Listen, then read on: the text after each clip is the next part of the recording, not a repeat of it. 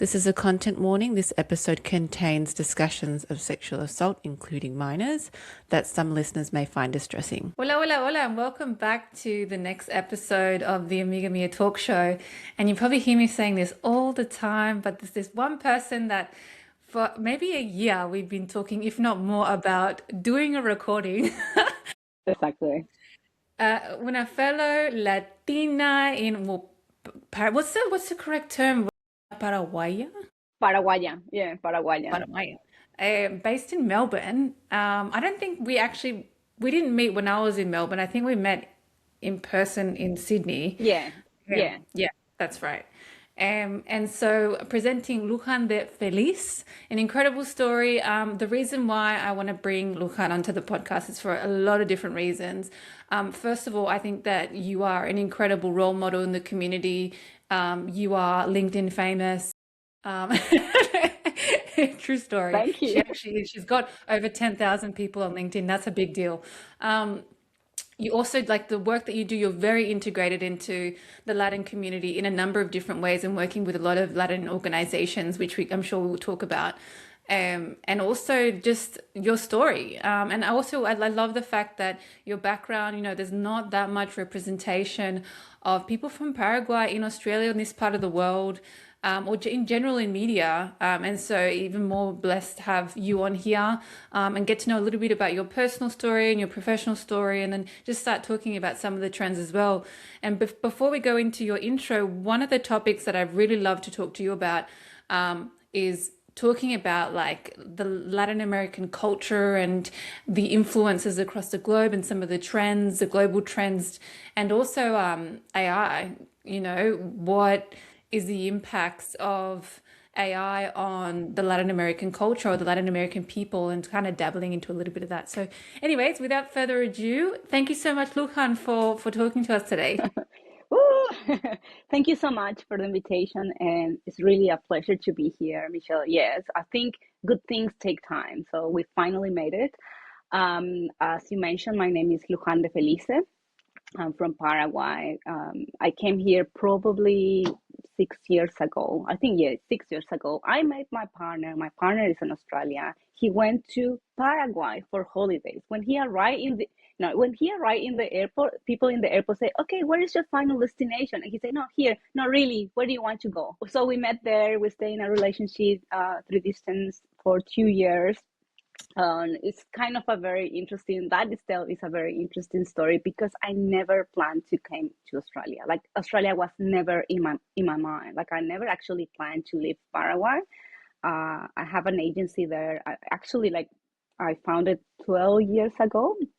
It's a marketing agency. I was like pretty settled, like doing well, doing okay.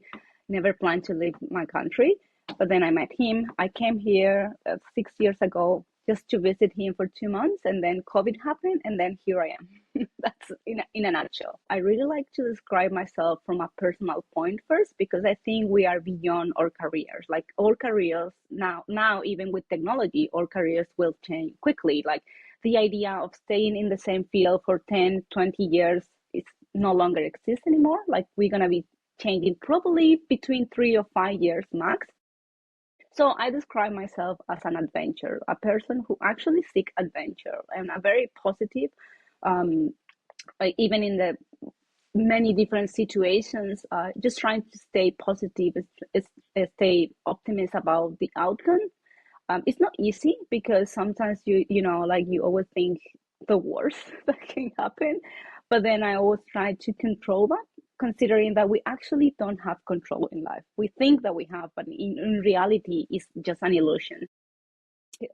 Yeah, I think, like, I'm very passionate about Paraguay. Like, it just, whenever I go, someone asks me, "Where are you from?" I just say, "Okay, thank you for asking me." Like, now we're gonna start talking, right? Uh, and it's I just, honestly, like, even like, I learned more about Paraguay being in Australia than when I was in Paraguay, Hmm. because I was reading more, like having more different conversations. There's so many weird things and weird connections, but also we are the opposite, right? Because Australia is surrounded by water. Paraguay is surrounded by land. We are a land we are a landlocked country, right? But there is so many similarities from the economic thing. Like we are a very agriculture country. Australia is also like, beside mining, it's also strong in agriculture. There are many other similarities. It's kind of a personal branding being Paraguayan in Australia because, oh my God, that is so unique. People It is. remember me for that. The other funny thing is just in Paraguay, people always struggle to spell my name. Mm. So here they struggle too. I was running recently just a test in LinkedIn. I said, okay, let me see if I just change my name. My first name is Maria, like 100% of people in Latin America. We all like if you go to a Latin American country and say Maria, everyone's gonna turn to you like that's a common name, right? It's Maria. So I say, I'm just gonna change my name to Mary to sound like more uh, Mm. Australian, Anglicized. yeah, Yeah. anglicized name. And I changed it on LinkedIn, and I was actually banned for about 2 weeks. And Wow. yeah, I don't really know exactly the reason, but it took me like a lot of effort to recover my account. But I was wondering, look, many people from Asian countries, when they come here, they have to change their name. How exactly that is managed?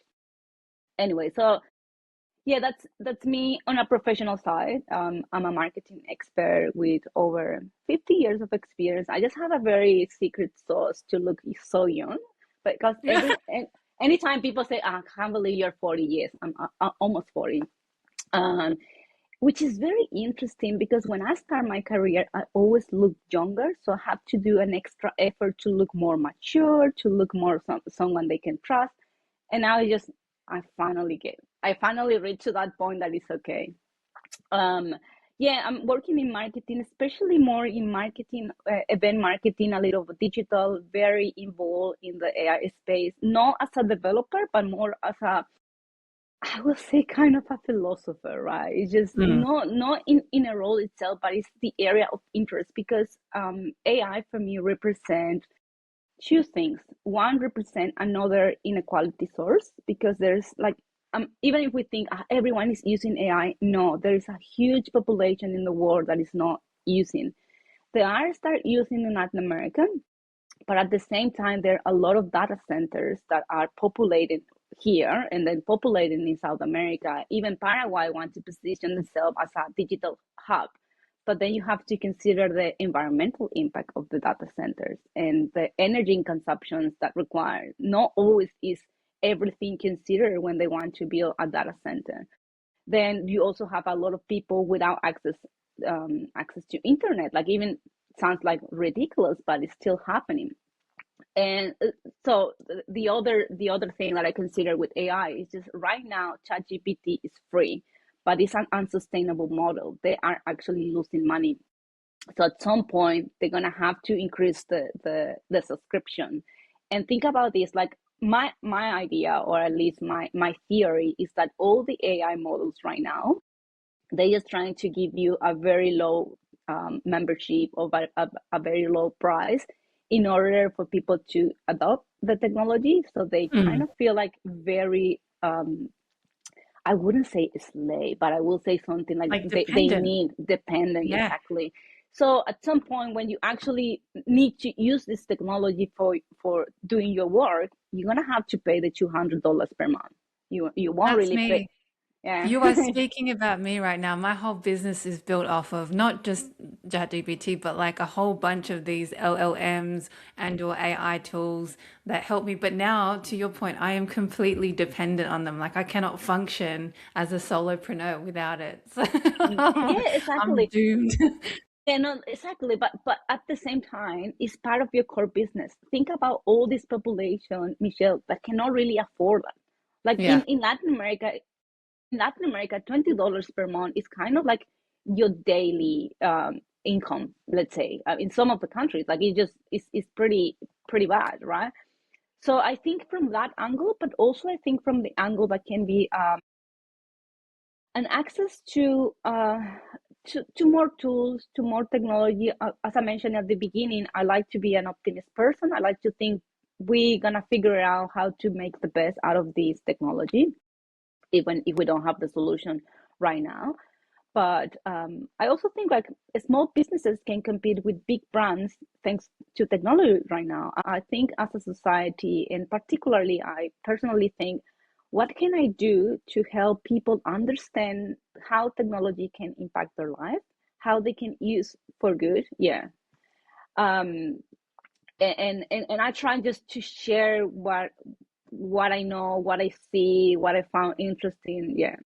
If I may, like that's why I was so drawn to you. Well, I'm drawn to you for so many different reasons because, as I said, I think you're really profound. You're intelligent. You're community connected. You have this like kind of cheeky, modern approach. Sometimes, so I really encourage whoever's listening, go follow Lujan, not Mary. Yeah, now it's Luján, yeah. On LinkedIn. I'll pop your LinkedIn URL in the show notes. And go check out some of her content because it's actually really, really fun. And I've had the opportunity to work with you in the past as well, so I know what your working style is. Before we go any further, though, let's rewind and let's go back to you growing up in Paraguay. So you said before that Paraguay is landlocked. So maybe starting off with what are some of the countries that you surround Paraguay, and what was it like growing up there? And all Yeah. the way up to your sort of right before you met your now partner. Okay, cool.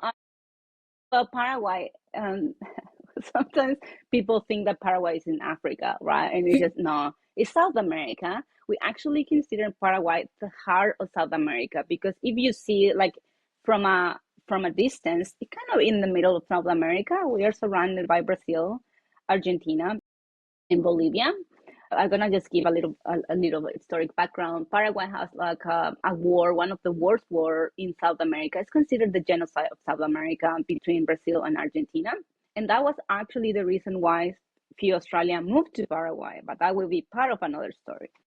So, answering to your questions, growing up in Paraguay, I would say it was very chill, right? And it's just you have a strong extended family. We are like, my family is a big family, like we are seven.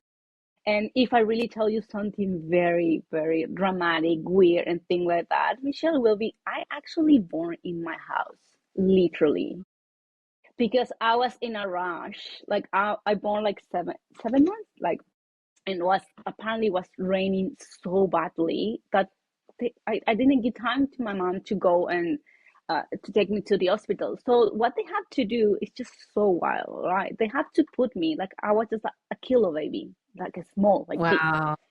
Um, I always make joke because one of my aunties said, "Oh, that's she's a rat." Like literally, she said that. Yeah, we said, "Okay, thank you, auntie. I love you too." But that's the attitude. We just speak Mm. out loud of thinking. Like we just don't filter thing, and no one get offended. So they have to put me between two hot water bottle to keep me alive for that night, and then take me to the hospital. That was so Wow. wild. Yeah, and I stayed there for about a month in the incubator, I think it is called. And apparently, like I have such a strong skill to focus, and I didn't notice that until I came here to Australia. Because if I am in front of my computer working in something and I'm so embedded on that, I can completely ignore what's happening around me. Even, and that could be two reasons. One, being part of a big family and was always not around me. So I have to, if I have to do something, I need to develop the skill to concentrate. But also because apparently people who stay like from a very young age in the incubators, there is like sounds all the time. So our brain or whatever part of our skills need to develop that skill to Wow. concentrate and kind of isolate what's going on. How Anyway, interesting. yeah, Mm. I accept that, right? Because it really cost me problem in the past because people say, Lujan, you are so, why? You're so arrogant. You're not seeing people. And I say, people? Like he just literally, what? Yeah. Sometimes it's like that, right? Well, I have to say something though, like Latin America in general, when I was growing up, was ending like a series of dictatorship, right? I'm gonna tell you something I don't really tell much so often. It's gonna be the premiere, right? My dad, the father of my dad, my grandfather, there is a rumor that he was killed when they trying to kill the dictator of Paraguay because he was the pilot. So my dad was 4 year old when his dad died, right? It's just we consider it might be potentially an attempt to kill the dictator. Um, and so he grew up without a father figure. And that's probably the case of many people in Paraguay, not because they killed the dad, but because it's like a very um, matriarchal society, I will say. And that started because we have a war. In the war that 80% of the population died. The male population was killed. So women have to have at that time to repopulate the country. They need to have more than Wait, can one you go man. back on that statistic? That is wild. Yeah, it was like around 80% of the population. Wow. No, no, that war was devastated for Paraguay. It's like it's story itself, right? And at that time, the woman they have to repopulate the country. That it was required for women to have more than one man. Sorry, for men to have more than one woman. Some of the men still think that is required now, but that is not required anymore. Um, so that I think that ingrained in society. So the woman, Paraguayan woman, I will say 100% sure we are extremely strong women. Like Paraguay itself is a very like safe country. I will say it was chill. We were like a big family, big neighborhood around. We were playing with other children. Like I grew up without a cell phone. I grew up without internet. I know what the life is. I can't compare that. I can't imagine children right now, right? In Paraguay, this is funny. In Paraguay, there were a show like imagine the Australian history show. I was a very loud child, right? A very, very loud, very outspoken. Um, so I was taking part of a project in Paraguay when I was, I think, 12, around 12. There was like a program to be like the Lord Mayor of your city, but children were taking part of that. And it was like an experimental, and I was experiment, of course, right? Um, so they were like electing children to represent each of the school. I was selecting for my school, and I was selecting them to be the Lord Mayor of my city. So I was attending all the officials event with the Lord Mayors and things like that. That was actually a very interesting experience. We went to um, orphanage. I was holding a baby. I was like, yes, 12-year-old or 13 maybe or 14. I don't quite remember exactly. I was holding a baby in my hands, and I saw the baby and see what I don't know. I feel something with this baby. Like the eyes is kind of like I don't know. I can feel like pain. I can feel. I didn't know anything about the baby, and Wow. then yeah, and then I asked, what is going on with the baby? And someone said, this baby was raped, Wow. and I was just until now I can feel that. I think I can see the face of the baby, right? Um, so that really like oh kind of yeah, stay with me. But beside that experience was kind of a very constructive experience because I was attending too many like events. I was giving speech like from a very young age. Anyway, I found the video by the way because there was there was this Australian show, and my mom said, "Okay." One day I said, "I just want to go to visit the government house," and my mom, "Oh, she wants to be the president of Paraguay." Okay, you know how moms change story, right? Yeah, yeah. And she was sending a letter because in this show people have to send a letter to the host of the show, and they just all the production they turn that show into reality. And then in 2000 they decided, oh, the 2000 we need to have I don't know an inspiring show. Oh, look at this child want to be the president of Paraguay, so they pick me, right? But my mom couldn't she couldn't keep the secret, so she told me everything. So I had to pretend that it was a surprise. I knew what's going on. When they arrived to my home with a camera and I pretend that was a surprise, I was just, hey, yeah, sure. And when I was looking at the video, I was remember that emotion that having to be an actress, but basically like pretending that was a surprise. Anyway, so the show when like I wanted to be the president, I went to the government house. I was just out of sitting in the president chair, writing a letter for the children. Wait, Then you I sat on the president's chair? Oh my God. so I was reading writing a letter. Then I went to the president. There were like 3,000, I think it was 3,000 children there, and I was giving a speech and things like that, right? But it was very interesting experience and how shape who you are. Like I will say, I was always very passionate about Paraguay. Like that was since a very young age. I And was, don't see like that story also tells me, and I kind of see this in you as well, is like you don't really see the obstacle. Like you might see the obstacle, but it doesn't stop you. Or maybe you don't see it. Like that's the impression I get of you. I How would ignore, you I ignore, I you ignore. ignore it? Okay, yeah. Yeah, I ignore. I mean, I think, yeah, I don't want to say that if you really want to do something, you could, because I think that is a lie. There is a lot of Hmm. things, that is a lot of things around for something to happen, right? Even like I would say, my story here in Australia is just a story of luck too, right? I mean, I can't compare my own story with others because there is so many factors. But I will say that the attitude, like I just say, what is the worst thing that can happen? I just do it, right? I just don't feel intimidated.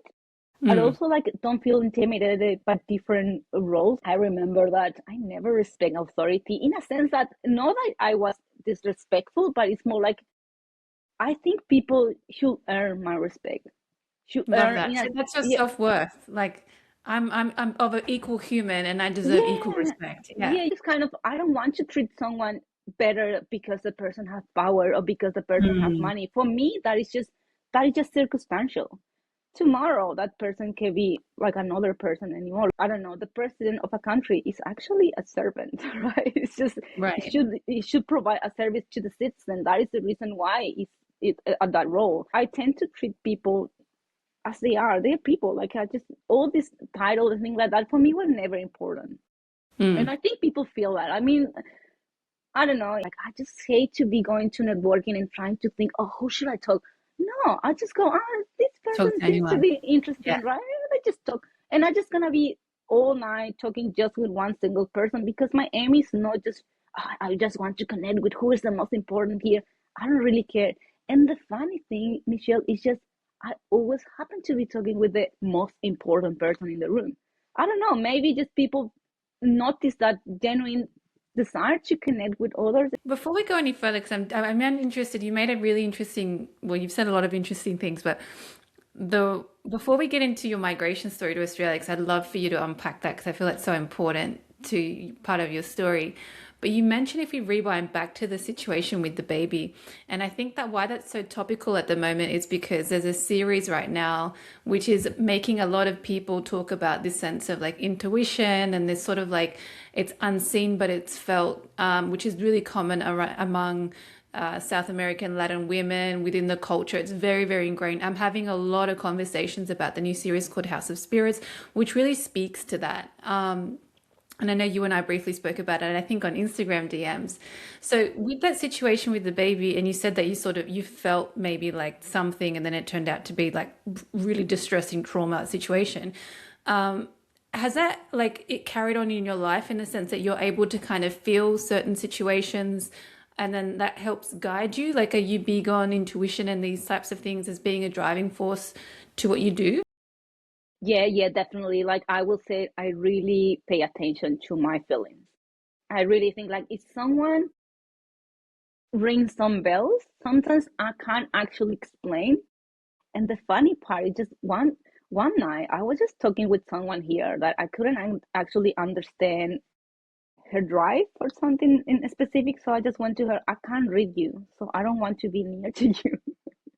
And it's just and it's you I have nothing against you. It's just I don't know. I feel like something tell me, and I really pay attention because I also learned that when I don't pay attention, something happens. I would not really say something very bad. It's just it might I learned something or it's happened something that it shouldn't. So I just really drive by what I feel, what we will call gut instinct, which at the end, gut instinct is pretty much connected with our brain. So it's not that just gut instinct, it's actually like another brain in our gut.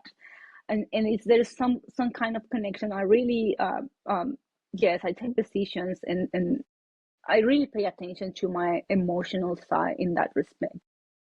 Yeah, I think that's so powerful. And just going into that a little bit, there's a lot of conversation off the back of this series. So for those listening and you're not aware of what I mean by the House of Spirits, it's a new series.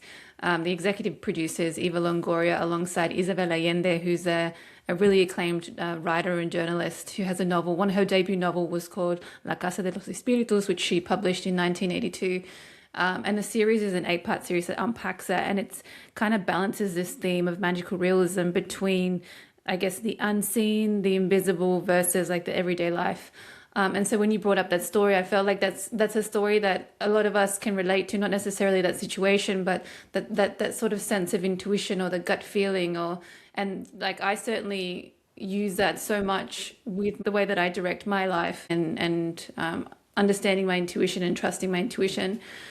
Um, then so then you this Australian comes to Paraguay and he changes the course of your life Yeah, and that's takes you oh to Australia. What happened? What when you my had to goodness. did you Yeah. meet him when you had the marketing agency already Yeah, or yeah, you yeah. didn't have Yeah, no, no, it? yeah, Okay. yeah. I did have like his name is Owen. I just gonna call him by his name, Owen. Owen and his friend Marty, they went to Paraguay and they actually did like they just where we go? Oh, here. Okay, let's just go to Paraguay and Owen was very chill and he said, yeah, let's go. So they arrived in Paraguay. They arrived in a city that is not even my city, Michelle. It's Encarnacion. Encarnacion is around like 5 hours driving from the capital, and is I don't even know if we can compare with a city here, but it's just kind of like the yeah, the carnival city, the summer city in a sense. Is nearby Argentina, by the way. So we went there. I was working for a client at the moment, for one of my clients. So we went there in a bar, and I was one of my friends. Her name is Lorena. She lived in the US for about 18 years, and she was obsessed. Until now, she's obsessed. She's actually obsessed with Australian. And she said, "Oh my goodness, Aussie." And I said, "What is that?" I I didn't even know that Australian was considered Aussie. I hear them. I hear the accent, and I was just, what? Look, at that time, my English, Michelle, was a broken English, right? Um, I didn't learn English from a very young age. I learned by being an adult. So and I was just kind of like 2 or 3 words. I don't know, like, and my friend was very into Owen's friend, so I was the wing woman, so I had to be like taking care of the friend while my friend is trying to uh do her stuff, right? Um, so I was just like, I remember we were in a bar, my friend were talking with them, I was talking with Owen. I didn't actually talk much with him. Look, let's just go dance, and Owen was like, like very Australian. And I was just, okay, let's just do this, like teaching or things like that. I remember we exchanged messages in Facebook by then, and it's just like few words. And the funny thing is, we were to my friend's house, and Owen was very kind from the day zero, from the beginning, because like he noticed that I couldn't speak. I couldn't speak much English. I was tired.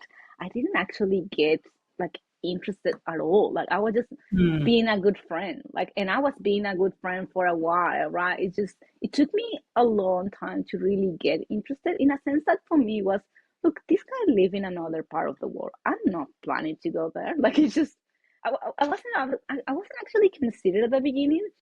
And then we traveled together from Paraguay. Then we traveled together to Peru, because they were like traveling to Peru and then to Mexico.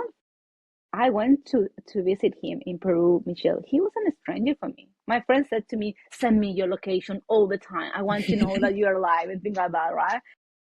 And then when I traveled there, I just enjoy the time together so much, because I think we click immediately. And then after that, we travel again together. Like he went to Paraguay like 4 times in between, kind of.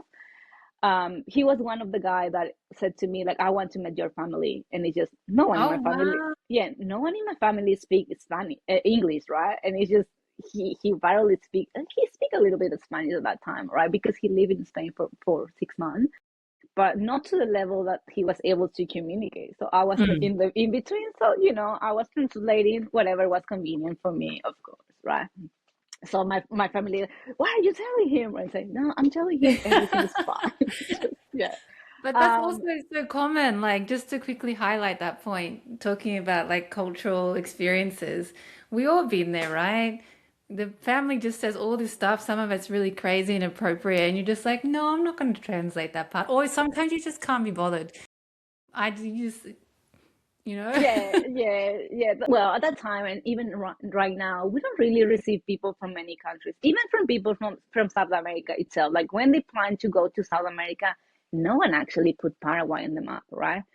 And yeah, like it's a landlocked country. Most of the thing that people will enjoy in Paraguay is actually the people itself, right? It's the warm, it's that the welcoming. Like when you arrive in Paraguay, you pretty much feel like a celebrity. Like people are so nice with people from overseas. Even if they can't understand you, they're gonna try their best. They're gonna go out of their way to try to help you. So that's kind of the attitude itself, right? But not many people go to Paraguay, and there are like a lot of things that can be done in Paraguay. But we are competing with Brazil, we are competing with Argentina, we are competing with big countries that have like a lot of like first investment in like tourism to trying to promote the country, and so it's a limited time, limited resources. People cannot really do everything when they go to South America. So coming back to the story, we were met in Encarnacion, then we went to Asuncion, then we went to there's so many things that happen in between, and it's very, for me particularly, it's a very interesting story together, Michelle, because until now we have been together for 6 years. We never have a fight, never. And I think there's two theory. I'm the theory girl, right? One of the thing I think it is, we have the cultural difference in our favor, right? Because sometimes, I don't know, I really notice so many times things that someone in my country will be annoyed, or when it's just chill. Or sometimes when I feel like, he's saying something to me, he says that to me, and I say, maybe I'm not really reading everything, and I ask him, like, is this actually that what you want to say? Is this actually what? And I think I think more arguments start from misunderstanding, right? For assuming other person saying something in a sense that is not really that the core message. So I think that in our advantage. He's very passionate about Paraguay too. Like he loves Paraguay. He loves the meat. He loves the football. He loves, like, he's learning Spanish. He has a Paraguayan teacher that also teach him some Guarani words. Wow. So he just say a few Guarani, and we actually have a series right now where I show him Guarani words and ask him to pronounce them. Some of them he get it right. Some of them it's very hard to pronounce even for me. The time when I knew like this person is for me was actually in Europe. We were together for about, I think, 3 or 4 weeks. Long trips often happen in two ways. Or you totally fall in love, or you totally hate that person. There is two way, right? Um, yeah, because you really understand, you learn more Hmm. sides of that person. So the funny part was when I had to come here to Australia for the first time to meet Owen's parents. I never actually have a proper relationship, like a formal relationship. I never went through all this process to going and meeting the parents and things like that. So I was just so nervous because for me it was, oh my God, I'm doing this in the other side of the world, in another culture, everything like. But when I arrived to his parents, they just come and hug me, and I said, Oh, that's "Do so they?" beautiful. Yeah, and it's just, oh my goodness. I said, do they plan to eat me? I don't know. I don't really know why I was considered, that in the tribe, when they're trying to be so nice with you, is because they plan to eat you. I was thinking, I don't know. That popped out into my mind. I said to them and they laugh. So, what were the cultural shocks that you had in Australia, and what were some of the cultural shocks that Owen had in Paraguay? Well, I think more than my culture shock, well, my culture shock, it will be a little sad, right? But I couldn't understand why there were so many homeless people. Hmm. And I couldn't, like, that was a shock for me. Another shock for me was learning about the Aboriginal culture. I had no idea. Like, honestly, I feel like so embarrassed to be that level of ignorance. And now I know like a little more. Like, one of the oldest living culture in the world is here in Australia, and it's just wow. I didn't know at all. Another shock for me was a lot. I wasn't expecting to see a lot of Asian and a lot of migration here, like a very diverse culture. That's that still to me was very, I think that was a huge shock in a sense that I wasn't like so familiar with that because in Paraguay, even we are all mixed. It's just kind of the similar thing. Like a person of color, true color person, let's say. I never saw that in Paraguay. I have to go to Brazil, like things like that. And it's just there is not a lot of diversity, but that really shocked me at the beginning in a positive way. Like it's just interesting that I didn't know. I think Owen didn't have much shock in a sense because he's incredible open mind. He just Yeah, enjoy. He just getting enjoy. that Like impression. no, Yeah. he just enjoy. Within Paraguay itself, to many different towns. There is one town that is the New Australian town. We went there.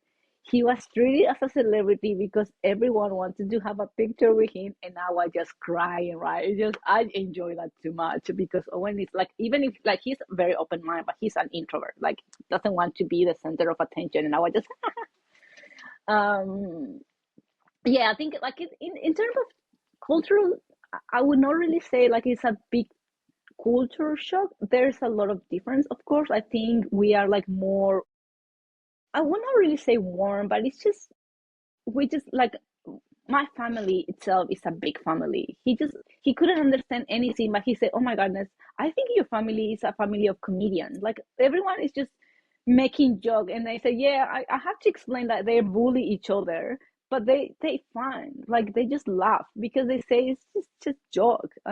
Hmm. Um, and yeah, and then like the funny part actually, I don't know, like maybe so many other Latin America can explain this, but there's a sense, Michelle, in Latin American culture, and I would say maybe it's just my family, maybe it's just Paraguay, but we tend to put like people from overseas like an I don't know in a high level. Like it's so weird because I remember like my Owen's parents and my and Owen itself when they went to my family was okay, but my extended family, oh, they're pretty humble, they're pretty good, and I was thinking, what would you expecting? I'm not sure if they think that they will feel like superior or I don't know, maybe there's some part in the colonization thing that stay in our mind that they're the better bringing here. I don't know. But I found very interesting that one. Which another thing that I found very interesting is a lot of people in Paraguay right now say, "Oh no, you are in another level now." What? What? But Yeah. recently, someone said to me, "Ah, no, you are a VIP now," and I said, "Why? Explain me why." The only difference is just I live in another part of the world. There is nothing different, and it's just why a country will make you better or worse person. I don't know. I can't I understand can that. only, I can kind of understand that, I guess, from because my experience would be a little bit different, right, being born here. But I guess when I traveled to Chile or South America, and I've been to Argentina a few times as well, because I've got some family there as well. Um, they seem to think that like I have this level of wealth and status, and that I can come and it's not that I go there and I give them nothing. I try to give as much as possible and the best that I can. But they have this impression that because I'm traveling from Sydney, Australia, like I drive like a luxury BMW and I live next to the Harbour Bridge and I've got all this disposable income. And Yeah. I'm like, wow, it's really not like that. I mean, yes, I think if I would look at our lives comparatively, I definitely understand my privilege and I'm very aware of my privilege and I try to make sure that I can give back as much as possible within my means. But then I understand that completely. There's this sense of like, oh wow, Australia, you must be like on another level. Um, I also wanted to quickly go back and rewind a little bit because you brought up when Owen and yourself were going through, traveling through Paraguay and some of the towns, and then you mentioned a town in particular that has a strong relationship with Australia. And a lot of people don't know, a lot of people do not know this, especially within the Latin Australian diaspora. So what is this little town? Why is it so such a relationship with Australia? Okay, cool. Picture this, 1890 or 1893. Well, I was mentioning about the war, right? The devastating effect of war. So at that time, the government in Paraguay were giving land to any person who wanted to go to Paraguay to repopulate the country, basically. So 1893, William Lane um, decided that, okay, let's just go to Paraguay and let's just build a new Australia there, like an utopian society in middle of nowhere. Because even until now, it's just like a 10 meters square meter.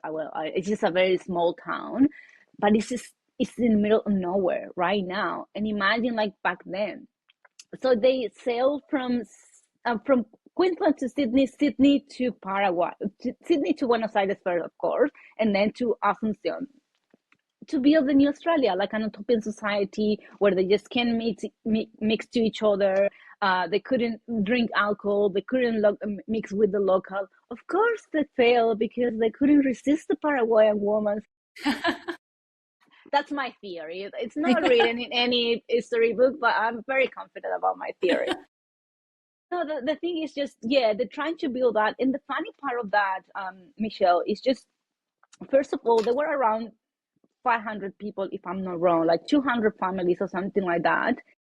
I made the calculations and I said, okay, if they have to go to Paraguay in boat, probably took them around 6 months to arrive there. Can you imagine staying in a boat for 6 months?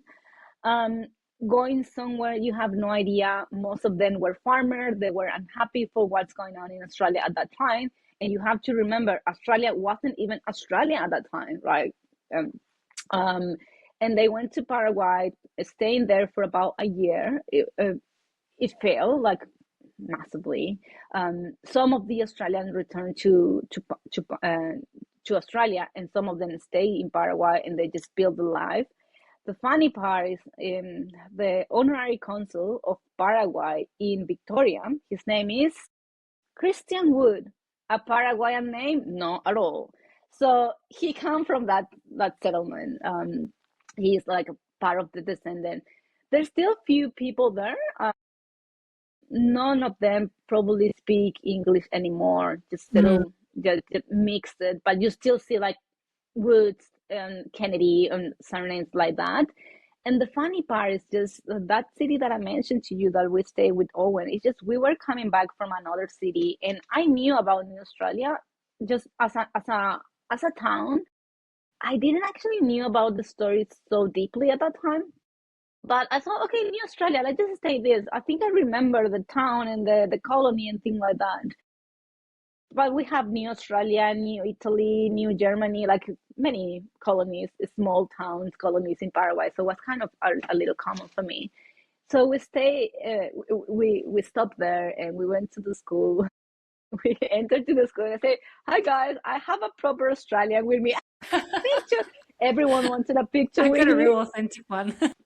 Yeah, yeah. It's not the Temu version, it's the real one, right? Everyone wanted a picture with him. And in fact, they actually have an Australian flag in the school. Wow. And the other interesting part is just I think at some point they received some kind of funding from the Australian government, some kind of aid, but I'm not 100% sure. I'm still in touch with the school, the teacher of that school, because it was kind of an interesting experience, right?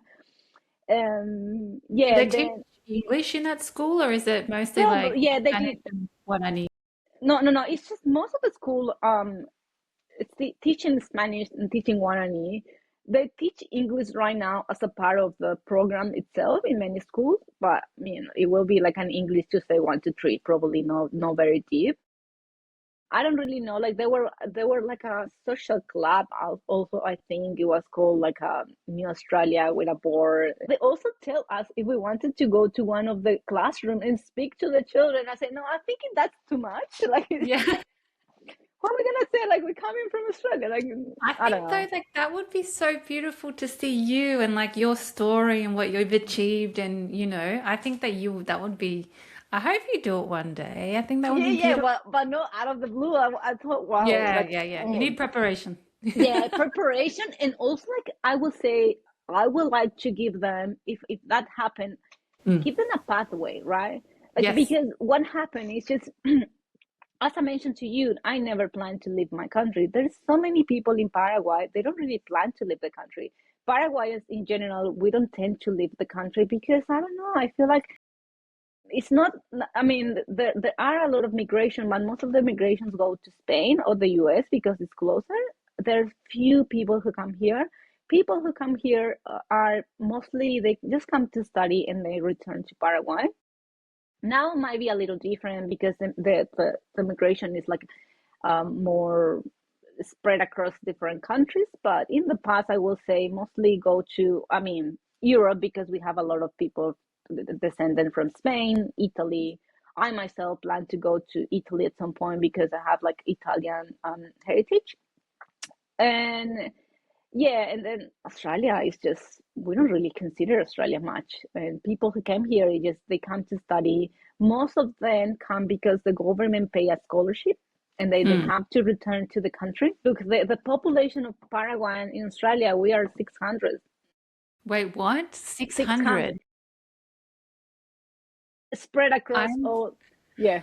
I'm so honored. I'm just going to quickly interject here and say I'm so honored that my I think I've already told you this, but my close family friends that I grew up with are Paraguayan. So I'm not going to say their names. I'm so blessed because it's such a small community here. And so I got great, like immersed into their culture, and I think it's a beautiful one. I did want to ask you as well, like coming into Australia, and you chose Melbourne as the place to settle. Is that right? Or did you move initially somewhere else? No, no, we moved here because Owen's parents were here, so all his family were here. So it was a no-brainer, right? Owen's parents are Irish and Scottish, so I see a lot of similarities between Irish and Paraguayan. Or things that like things that he mentioned when he grew up, I feel so similarities with Paraguay. And I think it is because of the Catholic religion. Like Paraguay is a Yes. very Catholic country. It's like very religious. It's a very conservative country. Like it just, yeah, I would say one of the most conservative countries in South America so far. Um, and it's funny because we have Argentina, Brazil in between. Like they influence a little bit, but not that strongly. A lot of like family values is very strong in Paraguay. It's just you respect the older, you respect your parents. You can live with your parents up to like whenever you want, and it's not like it's not a pressure like you are 18 and you have to leave the house. No, like Mm. they just, oh no, please don't leave the house. It's kind of that attitude. Yeah, like my migration, like as I mentioned, I just came to Melbourne, never planned to leave. I visit other cities in Australia, but all the family is here, so we just like decided to stay here. You had your marketing agency in Paraguay, and then you migrated to Australia. Did you reopen a new one straight away, or was there stuff that was happening in between? And also as part of that, you are part of a few like Latin American like networks. Was that important for you to join or be part of these, and not necessarily the networks, but be part of the community in general? Yeah, look, I still have my agency in Paraguay. I'm not getting involved much because of the time difference. At the beginning, I was still working remotely when I moved here because like was COVID and things like that. Then I was like working here in two companies just to get the local experience and to get a sense. I have like a strong background in marketing. And when I came here, I said, okay, let me just have a course. I just wanted to know because my idea of Australia, Michelle, was in Australia, everything will be online. Everything. I don't know why I have that idea. Like, I don't know. I thought, this is a more like a digital society. So everything is going to be online. I forget to mention that one of the cultural shock is just how everything is documented here. Like in Paraguay, you barely going to find information. But then you have the other side in Australia, which is the nanny country, right? Just everything, it's a rule for everything. That might feel a little overwhelmed at the beginning because you say, oh my god, and I have to read like 20 pages to decide two things, but that's how things go, right? So I wanted to know if all the skills that I have apply here.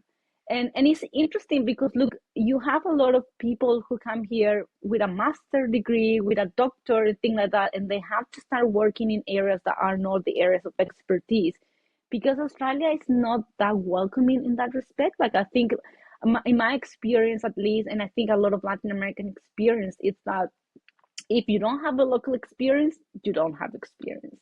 Like it's not really strongly consider that even if you were a doctor in your country, when you come here, you have to start from scratch. And in some professions, I will say is completely understandable. But in marketing, at the end, it's just you try to promote an idea, you talk to people. People might be differ in so many aspects, but at the end, we are all human beings. Like the way I will convince you probably will be very similar than the way I will say to someone in Paraguay. It's just the word will be different. So then, and also like in marketing itself, all the digital platforms, there is not a Facebook for Latin America and a Facebook for Australia. There is a similar platform, like the back end of platform itself, the kind of the logic and all the tactics at the end are pretty similar. It just you just need to switch a little bit in the context that you are, and also the language thing, right? So I take a course and it was pretty much the same. Then I'll also use that course, just it was like a digital course, to meet people, like just to hear other people in my industry. Then I was very lucky, and I say lucky because look, I never had to work in any other field that wasn't my field, but that was because when I came here, I came here with the support of a family, and I will be very careful for that, right? Because it's not the same. I recently have an interview about my career here, and I said, look, I really want to make sure that people understand that there's so many other factors that play a role. Like the fact that I came here with a family, the fact that I didn't have to rush to pay rent or to pay things. That put me in a very different position that I can pick the kind of job that I want to do.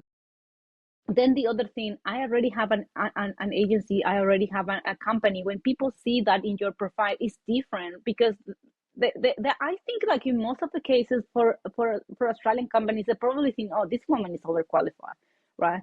And then the two companies that I work with, they were a small companies. They were startups, so they were just opening to have these people with this idea of understanding what it means to be employee but employer, right? So that attitude of being able to solve things, to take decision. I'm not scared about taking decision. I'm not scared about working and doing different things, being a multi-passionate and a multi-talent and a specialist in so many different areas, because that is my area of expertise. If I said to you I'm an expert in that particular thing, which it tend to be in Australia, people tend to specialize in very niche things. In my country, in Paraguay, you need to know a lot of things about everything. Like I wasn't a designer, but I know how to design. I'm not a video producer, but I know how to do it. I know I have an understanding of any different areas because that was the requirement in that market. Here, I think it is more specialized. But I also think right now, because many of these specific roles can be done by AI, you're gonna have to find a way to be able to pivot in different roles or different areas. So that I think is kind of an advantage right now. Also, like at the beginning, like I didn't get involved much with Latin American at the beginning because we have like COVID. But then I was just craving the connection of people who really understand some kind of nuances on the culture, right? It's just like, to give you an example, when I met a Paraguayan, immediately that person became my best friend. Like that connection, like it's just hello, you immediately tell all your life in about an hour, right? And it's Yeah. just you can't be that open with someone with a different culture, like especially here. Like I think people from us in Australia, and it's another interesting thing that happened to me. Most of my friends that are Australian here, they are interested in Latin America. It's just kind of like they're not Latin America, but they almost, right? It's just They're um like honorary Latinos. exactly. Yeah, that's I like that one. Yeah.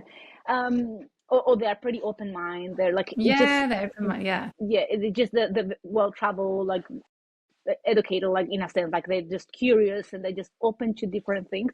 And I noticed that because like you need to be that way in order Mm. to welcome someone that is very different from you, right? Um, I never have any bad experience in Australia in a sense that telling that Australia is racist, something like that. Or if I experienced, I didn't notice, right? Um, but I know that so many people have very bad experience, and not just in Australia. That's in general in the world, right? So many people are afraid to something that is different, I think and yeah, just to add to that, I have spoken about this in another podcast. I think it might have been with Alejandra Angeles. For those who don't know, this is one of the co-founders of girls in Australia. It's the largest network for Latin and Hispanic women looking to get into the professional space. And we had a conversation about that, there's a lot of microaggressions that happen in Australia towards like migrant women. Well, I guess migrants in general, people who just maybe they're not as culturally aware of the Australian culture in the workplace. We spoke in the context of the workplace environment.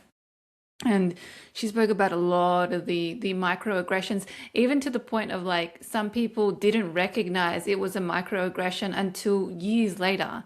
They thought that this behavior maybe was a bit odd, it was a bit weird, they didn't understand it. And then years later, after they were educated more and they had more experience and time in the corporate world or in Australia, or maybe they took a course to understand what a microaggression was, and they look back and they reflect and they'll say, wow, I was subject to this the whole time. But then also, if we look at the other side of that, a lot of Australians also don't recognize their own microaggression type behavior. And so there needs to just be awareness on all fronts, really. With your connection with the Latin community, did you meet people like in person, online, or was it just by chance? Or did you ever intentionally go and join like a community or a Latin American network?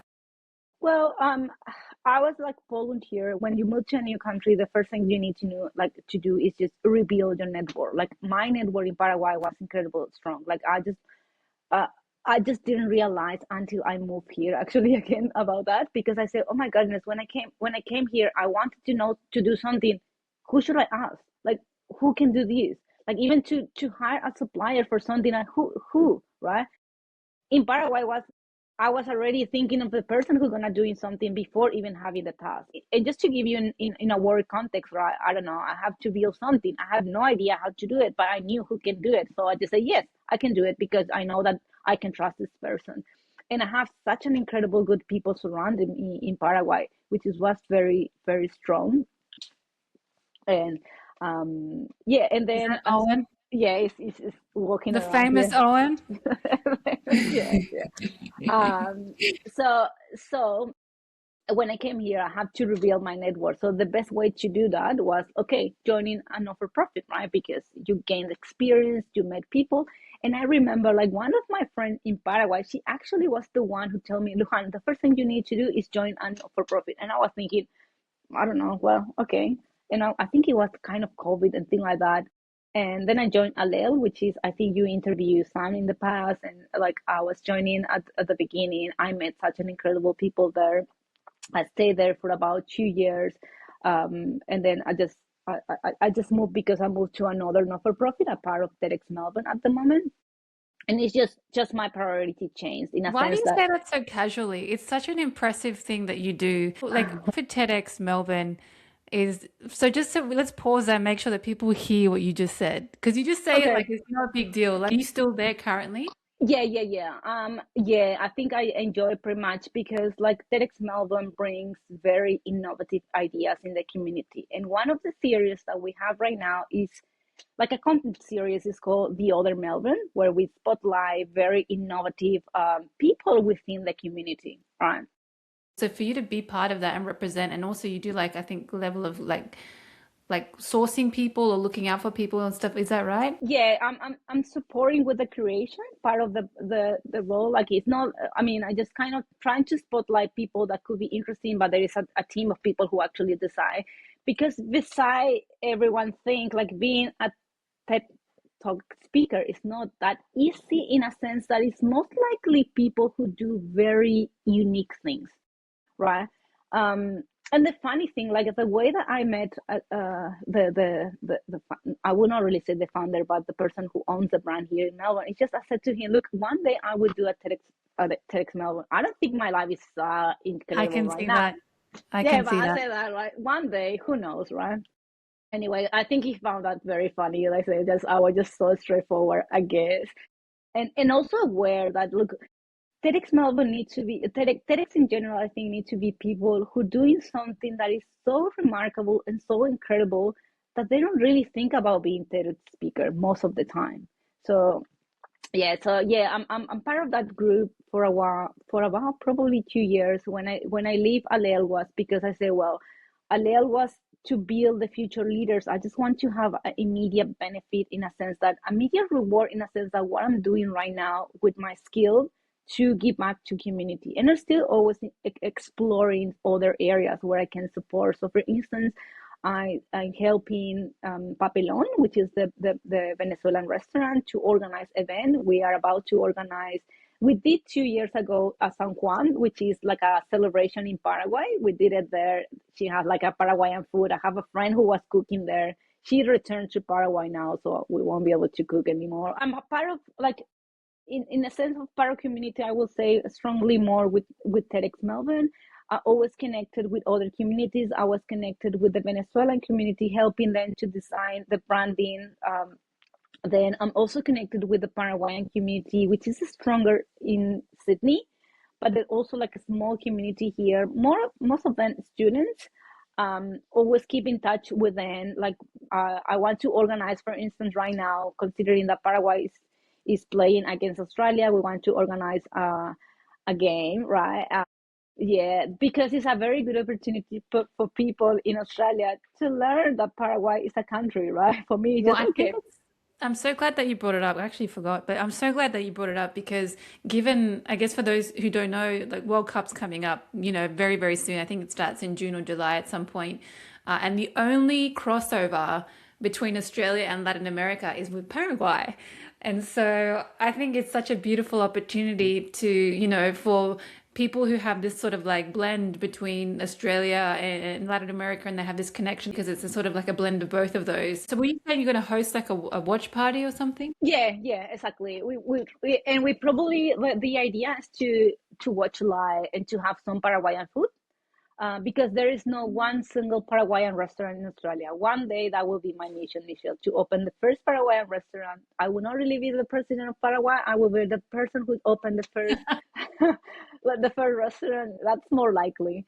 Yeah, and yeah, we plan to do that, to have like a party. We still have to figure out the details, but it's most likely to be in Papelon, which is the Latin American hub, basically in Melbourne at the moment. And I always have like Rebecca, who is the owner. She, when I mentioned about these the San Juan, she said yes from the day one, and she said, "Lujan, I know that you are so passionate about, and I think you're gonna find the right people." And I say, "Well, my friend liked to cook in her home. I don't know if that's the same thing in a restaurant. It's a huge different world, but she has the support of all the staff there too. So we want to do something again. Um, One question I do want to ask you that I really want to get your opinion on before we kind of get, wrap up. Also, I do want to recognize Rebecca, who's an incredible entrepreneur in Melbourne. I've had the opportunity to visit her once. I've recorded content there as well, and I think she's absolutely inspirational, and she's such a strong community leader. Um, with all of your experience and everything that you do now, and at the very beginning of the call, you mentioned a very important topic, which a lot of people maybe don't speak about too much in the Latin community. And certainly, I'm not hearing about it too much. Although I do want to recognize an Ecuadorian Australian woman called Wendy on LinkedIn. She's doing an incredible job in educating people about this as well.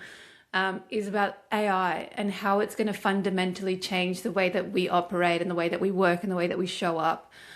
So any words or thoughts that you have about AI, but particularly as well around, you spoke about something so important around how there's bias on this way that who controls the AI, who educates the AI, who designs the AI, and maybe how Latin America, there's the level of, what was the word that you used before? Like disadvantage, potentially. Yeah. Well, in terms of AI, I will say one of the things that I found very proud of is just Latin America has its own AI. It's called Latam GPT, right? And it's not really spread across just yet, but the fact that there's still people able to develop something is very interesting. AI itself, the technology itself, is not good or bad. It depends on how we use, right? I think in general, as a Latin America, we encounter a lot of friction. So we naturally be more creative in trying to find different ways of using technology. I see a lot of good use of technology in Latin America in general. There were like two big winners from Chile that win a recent hackathon organized by Claude. And we're talking about 20,000 different projects. And there were two there were only 7 selected, and 2 were from Latin America, 2 were from Chile, and very like interesting projects. One was like to help you fix things in your home, and another to help you to use technology to develop things much better.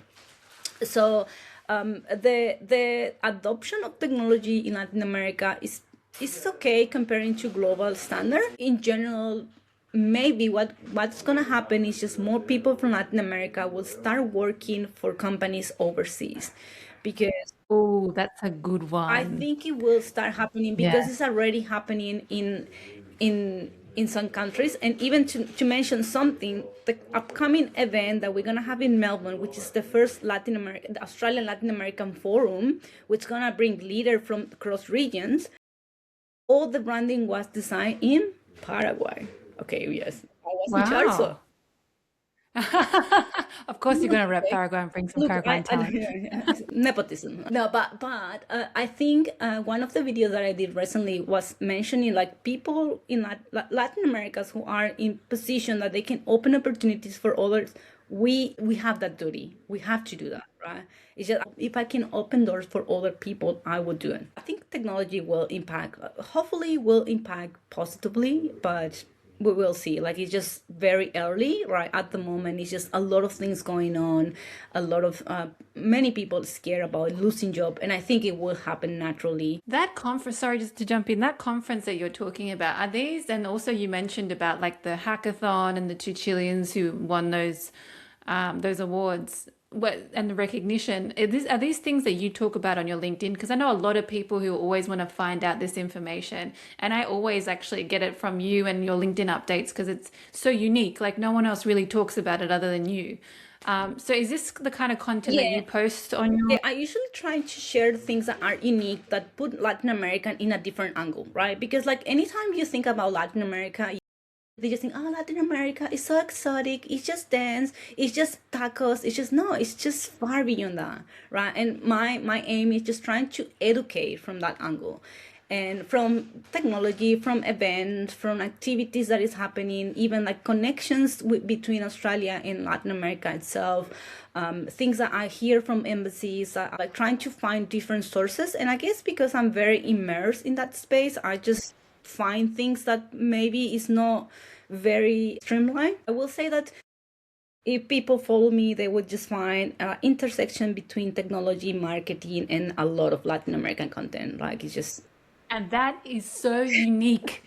That is so unique. And then in there, the other day, I was just scrolling through my LinkedIn and I saw that Luján posted, you were in the Papillon and you were celebrating Raul. Raul is probably one of the most, he's an incredible role model, academic in Melbourne, who I think he's one of the associate professor or professor for Latin American studies or something like that. I follow him for a bunch of different reasons, and then I just saw like you post all this really great, profound content that's so informative about that intersection that you just said. But then there's a random post that's like, like a fun, yeah, yeah. it's fun, but it's also still weaves in all You of know what that. happened with LinkedIn? LinkedIn sometimes is a little cringy, right? It's just everyone just they self-proclaim themselves being the emperor of the world, right? It's just I just try to bring something more human. Like I said, like this is a very like kind of fun video. Like it's more like a personal point of view, right? It's how we Yes. celebrate birthday as a Latin America,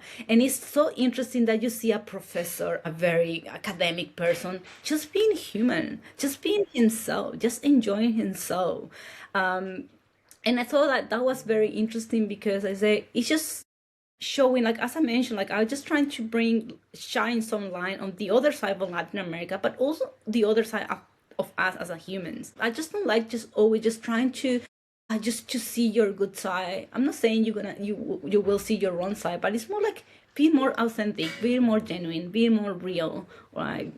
I think And look, what you're doing must be working because, as I said at the very beginning of the episode, you've clocked over 10,000 LinkedIn followers, which is that in itself, like, I hope you realize that's an awesome achievement as well, because it goes to show like people actually love your content, they follow your content. As you said, I've always look at your content, and I actually sometimes look for you. Like, I'll type you in and I say, what's going on in that space at the moment, because it's very interesting. So for all those listening, I guess for people who want to follow you across your social media, but also if they want to engage with you as a thought leader, as a business owner, where can they find you? Yeah, mostly lujandefelice.com. I also have my own website, because one advice I want to give you everyone is just trying to own your own channels, right? And the fact is, just LinkedIn is good to have a good audience and things like that. But if tomorrow LinkedIn disappear, all my audience will disappear. I don't own that channel, right? And I just like use LinkedIn, Instagram, TikTok, and often I'm trying to make different things in different platforms, because each platform, like if you really want to see the more cheeky part of me, that will be TikTok, of course. I'm not dancing there, but it's just kind of doing. I just like to do things that are, creativity is mixing thing, right? And it's just okay. I don't know. Just you will see a video of me and Owen just playing around, because he's running, so I'm running with him too. So I was thinking, let's just compare, like, even how I dress when running compared to how he dressed. He dressed so professionally. I just always had to bring my jacket with me, because I always feel like it's cold. Because Paraguay is so hot, so it's just everything, like even 20 degrees for me, it's just, oh, that's so cold, right? It's just because I'm getting used to something else. So I just trying to make this crossover of things that are, I don't know, routine, but you just finding a different angle and things like that. But I do post a lot of technology and a lot of use of technology for good, because I think, like, I really want to emphasize that we have to be careful of how we use technology and trying to use for benefit of society, not just for personal gains. And I think that trying to educate, like even with deepfake or like AI generated videos, trying to educate about the capabilities of technology at the moment, because I myself, like, probably, Michelle, at the moment I probably tested around 600 different platforms. And when someone said to me, look at this platform, it's most likely I already tested. Anytime I encounter something, I say, oh, this must be a better way to do this. Let me just find if there is a new platform, right? And because now it just developing a platform is so easy, you will see more and more. So I just test a lot of things, and I'm trying to share things that I consider will be valuable or will be interesting for others. First of all, that's amazing that you tested that many platforms. That's like so. It goes back to, like, it's so unique and it's so valuable as well. Like the fact that you're doing that and you have that insight. So just quickly, what would be, for those listening, what would be a top platform that you would recommend for someone who's just starting? They're just exploring. They don't really know too much about this GBT business or Claude business. What would you recommend? Yeah, first of all, for people who are adopting technology, I will say, do not really feel so excited about technology. Feel excited by process first, right? So what happened to me is, just when ChatGPT just launched, and I'm talking about 2022, I was just jumping across to ChatGPT. I wanted to do everything with ChatGPT. Now I say it was worthless, because what will happen with AI tools? AI tools will become a commodity. At the beginning, we were all, ChatGPT. Now you have Claude, Gemini. You have many different systems. You have Chinese open source systems that are more cheaper than the American one. And I don't know, who knows? Maybe one day we will have an Australian language model developed here, right? And I think there is one already in progress. The fact is Claude is moving here. They're opening, Claude is another language model. They're opening an office in Sydney. And so I would say, first of all, focus on processes. Then think about, in the process, what things is repetitive. And the things that are repetitive is that you have to explore how you can automate that process. And the things that still require a human interaction. So anything like, for instance, chatbot, like I would not really recommend using chatbot if your communication with the customer is more one-to-one, because you don't want to mess up with that. You don't want the chatbot to say something. There are huge cases in which, I don't know, the chatbot was saying something wrong and there are lawsuits and things like that.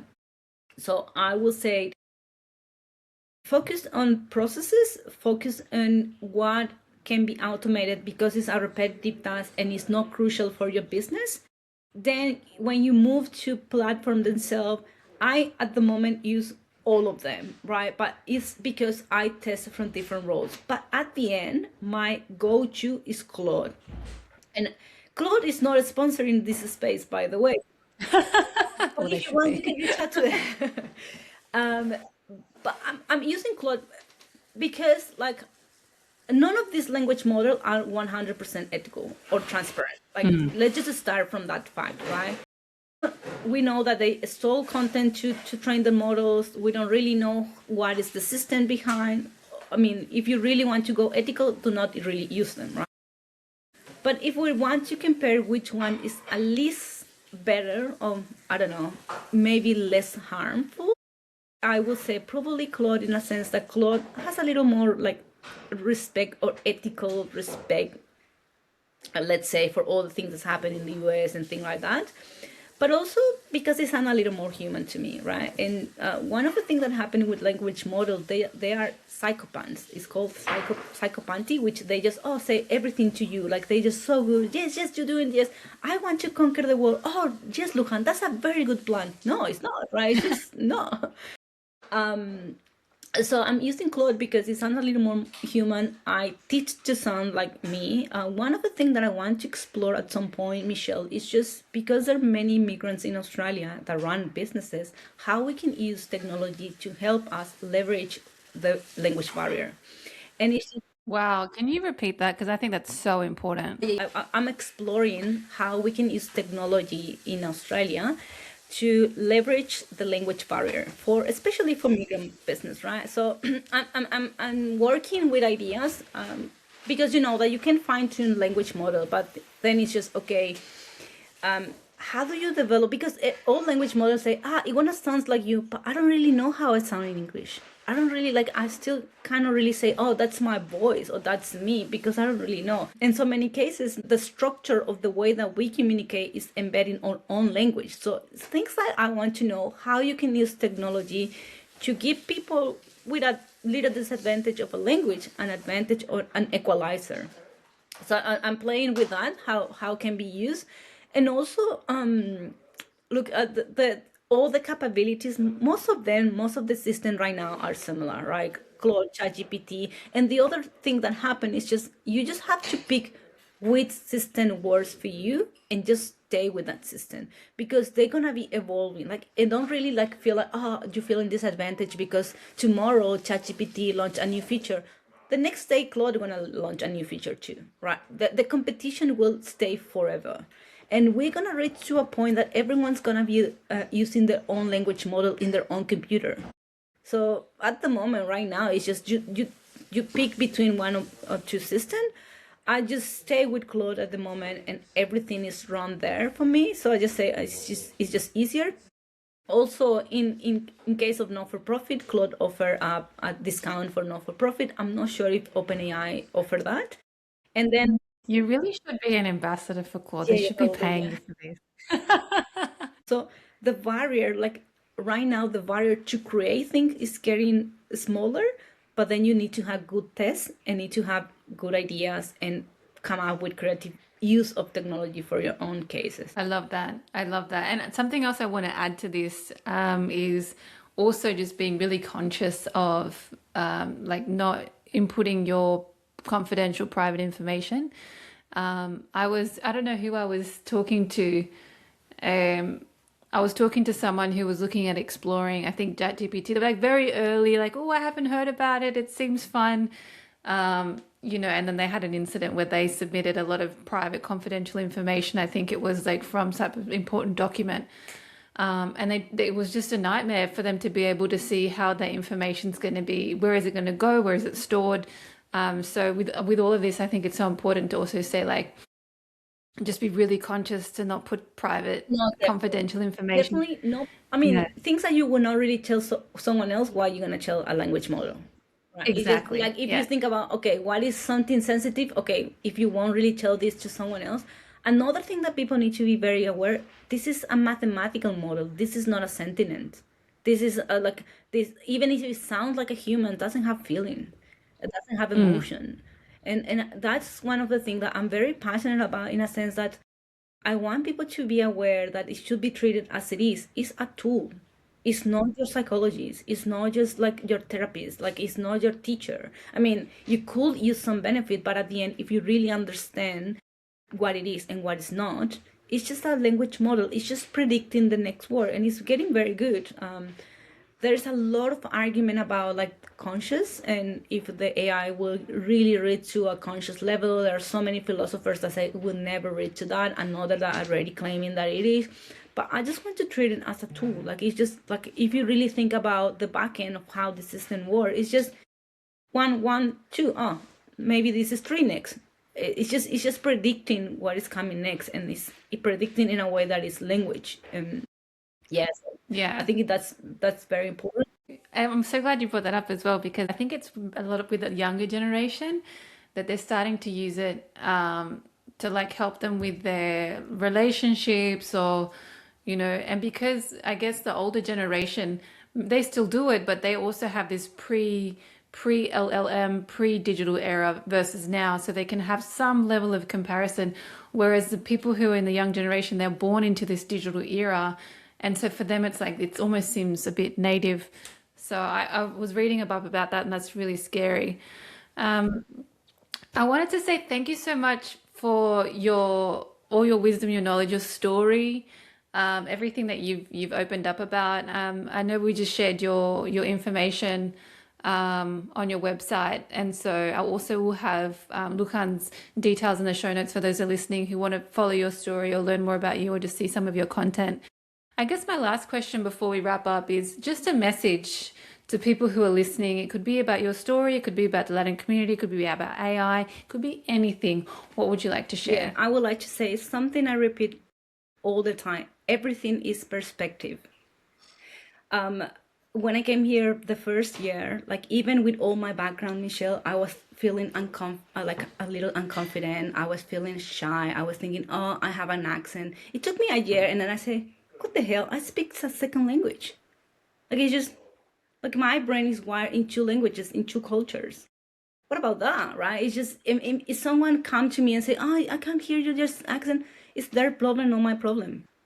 Right? So it's how you encounter things. I know, like, when we encounter, like, perspective is or interpretation of things based on the culture or experience and things like that. And I just want to say, everyone here, just think differently in a way that, look, everything that we're going through, the fact that we move into another country is requires to be brave, right? It's not easy, and only people who live through that will understand, and those who don't understand, you don't want to be nearby them. So it's just simple as that, right? And then another thing I will say, for everyone who are in a power, on a role of power, use your power for good, right? If your influence for good, you use your influence for good, Michelle, because you educate about the Latin America influence in Australia, and that's a powerful thing, because at the end, our life is very short in this world. What we're gonna leave behind? So I hope everyone leave behind a good story. If that happens, the world probably will be a much better place to live. But yeah, that will be my message. Beautiful message. Thank you so much. I'm so blessed to have you on this. Thank you, and I hope nothing but the best for you and your career and your endeavors and your future projects. That project that you mentioned about using AI or technology to help close the barrier with the language barrier, I think it's so important and so powerful. So I'm really excited to follow that. Thank you so much for being on the Amiga Mia Talk Show. Thank you so much for having me. If you're someone have been affected by sexual assault, help is available. In the US, you can call the RAINN, RAINN, National Sexual Assault Hotline at 800-656-HOPE, HOPE. In Australia, you can contact 100 RESPECT at 1-800-737-732.